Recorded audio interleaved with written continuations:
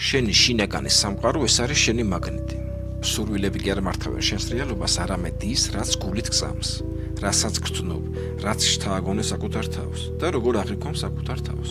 შენ შეიძლება გინდოდეს სიყვარული, მაგრამ თუ შიგნით გაქვს შიში, რომ დაგიწუნებენ ან მიგატოვებენ, მიეზიდა მხოლოდ სიცივეს და გაუცხოებას. შენ შეიძლება უცნობობდე კეთილდღეობაზე, მაგრამ თუ შინაგანად გჯერა, რომ ამას არ იმსახურებ, მაშინ საუკეთესო შანსებსაც გაუშვებ ხელიდან. ან საერთოდ გაანადგურებ. ჩვენი ფსიქიკა ქმნის იმ რეალობას, რომლისას თავად ჯერა. შენ ასხივებ გარე სამყაროში შენს საკუთარ შინაგან მდგომარეობას და სამყაროს ზუსტად იგივეს გიბრუნებს.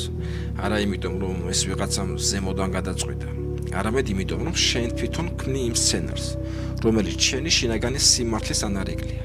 სამყარო შენი მტერი არ არის, ის შენი სარკეა. ადამიანები ძალიან ზუსტად გრძნობენ, რამდენად აფასებ საკუთარ თავს.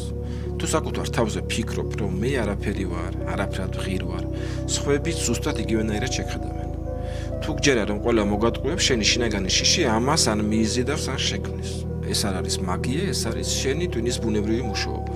ტვინი ყოველთვის ეცებს ჩვენი შთაგონებების მტკიცებულებებს, თუნდაც ეს შთაგონებები იყოს დესტრუქციული.